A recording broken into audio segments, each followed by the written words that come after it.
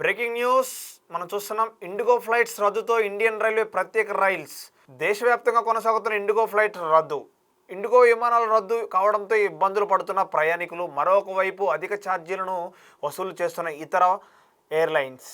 లక్షకు చేరిన Hyderabad to Delhi flight charges. Mumbai 40,000, Vijayawada 18,000 వసూలు చేస్తున్న ఎయిర్లైన్స్. సికింద్రాబాద్, చెన్నై, చర్లపల్లి, కోల్కతా, హైదరాబాద్, ముంబైకి ప్రత్యేక రైల్స్. సో పూర్తి వివరాలు తెలుసుకుందాం ఒకసారి. మరి అక్కడ ప్రయాణికులు ఏం మాట్లాడుతున్నారో ఒకసారి మా పవన్ ప్రతినిధి ఉన్నాడు. మరి ఎయిర్పోర్ట్కి వెళ్ళే వాళ్ళు ఏం చెప్తున్నారు, మరి ఇండిగో ఫ్లైట్స్ మీద వాళ్ళ అభిప్రాయం ఏంటి అడిగే ప్రయత్నం ఒకసారి మనం. పవన్ చెప్పండి ఒకసారి, అక్కడ పరిస్థితి ఎలా ఉంది ఏంటి అసలు? Thank you Vamsi.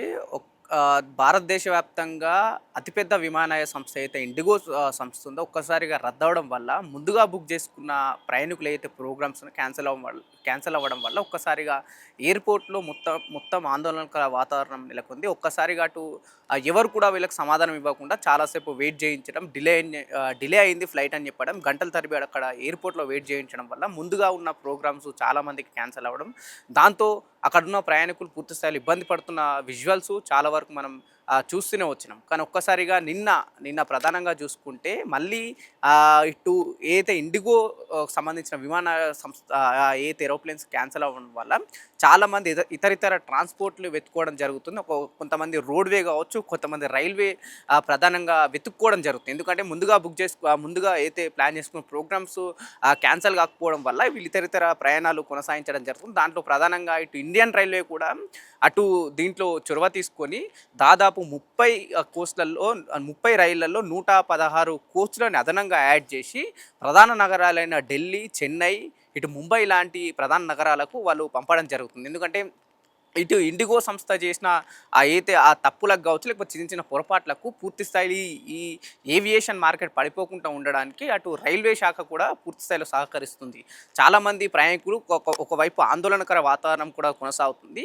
అక్కడ ఎవరైతే డెస్క్ స్టాఫ్ ఉంటారో ఎయిర్పోర్ట్లో వాళ్ళపైకి ఇక్కడ ఆగ్రహంగా వాళ్ళు అరవడం జరుగుతుంది. ఎందుకంటే చాలాసేపు అటు పూర్తి స్థాయిలో వాళ్ళకు సమాధానం ఇవ్వకుండా అటు అధికారులు ఉంచడం వల్ల చాలాసేపు ప్రయాణికులకు ఎక్కడ కూడా సమాధానం దొరకకపోవడం వల్ల అక్కడ వాళ్ళు ఏదైతే కోల్పోయే వాళ్ళ ఆవేశంని ఆపుకోలేక డెస్క్ స్టాఫ్ పైనకి వాళ్ళు తిరగబడడం జరుగుతుంది. అక్కడ వాళ్ళు కూడా ఏం చేయలేకపోవడం వల్ల పోలీసులు కాస్త కంట్రోల్కి తేవడం జరిగింది. దాంతోపాటు ఇటు రైల్వే శాఖలో దాదాపు 116 కోచ్లు అంటే ఈ అదనంగా యాడ్ చేసి డిసెంబర్ 10 నుంచి వాళ్ళు నడపడం జరుగుతుంది. పూర్తి స్థాయిలో ఇటు ఇండిగో ఏదైతే విమానాలు పూర్తి స్థాయిలో క్యాన్సిల్ అవ్వడం వల్ల చాలా వరకు ఇతర సంస్థలు అంటే ఎయిర్ ఇండియా కావచ్చు, లేకపోతే ఎయిర్ అరేబియా ఇట్లాంటి సంస్థలు వెతుక్కోవడం జరుగుతుంది. పూర్తిగా అటు కొంతవరకు ఎయిర్పోర్ట్లో అయితే పూర్తి ఆందోళన వాతావరణం అయితే నెలకొంది. చాలా వరకు డొమెస్టిక్లో అయితే ఇప్పుడు భారతదేశంలో ఉన్న ప్రధాన నగరాల్లో అయితే కొంతవరకు ఇటు దక్షిణ మధ్య రైల్వే కావచ్చు, తూర్పు రైల్వే కావచ్చు, వీళ్ళు కాస్త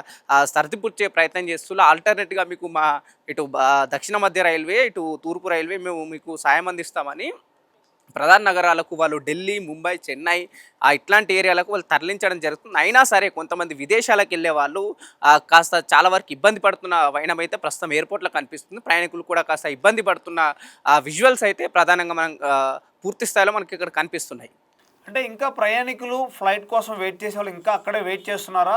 శంషాబాద్ కానీ ఇక్కడ మెయిన్ ఎయిర్పోర్ట్లో అట్లే ఉంటున్నారా? అక్కడ ప్రయాణికులు కూడా ఏం చెప్తున్నారు? చాలామంది ఆగ్రహంగా మనం కొట్టే ప్రయత్నం కూడా జరుగుతున్నట్టుగా తెలుస్తుంది మనకి. దాంట్లో ఇంకెన్ని రోజులు ఈ సమస్య ఎప్పటికీ క్లియర్ అవుతుందని చెప్తున్నారు ఇండిగో వాళ్ళు.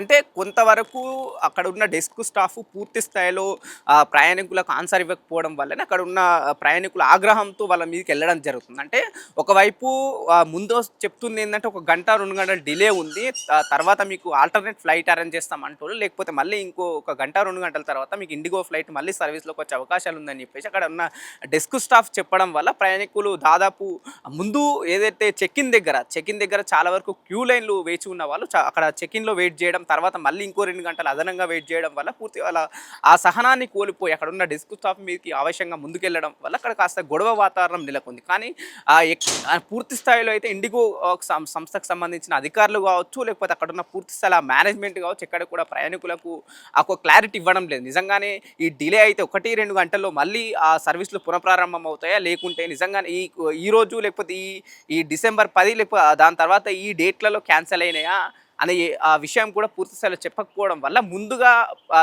ఏదైతే ప్రోగ్రామ్స్ ప్లాన్ చేసుకున్న వాళ్ళు అంటే విదేశాల్లో ప్రధానంగా ప్లాన్ చేసుకున్న వాళ్ళు సో వాళ్ళు పూర్తి స్థాయిలో ఆగ్రహం వ్యక్తం చేస్తున్నారు. ఒకవైపు ఇటు ప్రధానంగా శంషాబాద్ ఎయిర్పోర్ట్ నుంచి మనం చూసుకుంటే ఇప్పుడు ఈ తెలంగాణ కావచ్చు లేకపోతే ఇటు ఆంధ్రప్రదేశ్ పక్కన ఉన్న వాళ్ళు ఎక్కువ శాతం ఈ గల్ఫ్ కంట్రీస్కి వెళ్ళే ఏదైతే కొంత ఆ ఉద్యోగం కోసం వెళ్ళే వాళ్ళు పూర్తి స్థాయిలో అంటే వీళ్ళ సొంత టికెట్ కాకుండా అక్కడ నుంచి వచ్చే ఆ టికెట్ ఏదైతే వేసుకున్న వాళ్ళు ఉంటారో ఒకవేళ వాళ్ళు సరైన డేట్కి వెళ్ళకపోతే ఆ విదేశాల్లో ఉన్న ఏదైతే వాళ్ళకి సంబంధించిన ఉద్యోగం కావచ్చు లేకపోతే ఇతర పనులు క్యాన్సిల్ అయ్యే అవకాశం ఉంటుంది కాబట్టి వాళ్ళ ఆవేశం ఆపుకోలేక అక్కడ కాస్త గందరగోళంకి దిగడం అక్కడ ఉన్న డెస్క్ స్టాఫ్ పైన కాస్త గొడవకు దిగడం ప్రస్తుతం ఇక్కడ జరుగుతుంది. పవన్, మనం ఎక్కువగా చూసుకున్నట్టయితే మిగతా ఎయిర్లైన్ చాలా కాస్ట్ పెట్టినట్టుగా, టికెట్ రేట్ ఎక్కువ పెట్టినట్టుగా తెలుస్తుంది, ఫ్లైట్ రేట్లు. సో మరి ప్రయాణికులు దాని మీద ఏం మాట్లాడుతున్నారు? అంటే ఒకవైపు ఇదే సరైన అదనంగా తీసుకొని అంటే ఒకవైపు ఇండిగో సర్వీసెస్ క్యాన్సిల్ అయ్యాయి కాబట్టి ఇతర ఫ్లైట్లకు అంటే ఎయిర్ ఇండియా కావచ్చు, ఎయిర్ ఇండియా ఎక్స్ప్రెస్ కావచ్చు, లేకపోతే ఎయిర్గో కావచ్చు, చాలా వివిధ సంస్థలు ఇంకా ఇటు శంషాబాద్ ఎయిర్పోర్ట్కి నడిచే అవకాశం ఉంటాయి కాబట్టి వీళ్ళు ఇదే అదనంగా తీసుకొని మనకి ఇది సరైన సమయం, మనం ఇంత రేటు పెంచితే కష్టంగా అంటే ముందున్న రేట్కి మనం డబుల్ చేసి పెంచినా కష్టంగా ప్రయాణికులు టికెట్ బుక్ చేసుకునే అవకాశాలు ఉంటాయి కాబట్టి కష్టంగా మనం పెంచి ఈ ఫ్లైట్లు నడిపిద్దామనే ఒక నేపథ్యంలో కూడా చాలా వరకు ఆ ఫ్లైట్లు నడుస్తున్నాయి.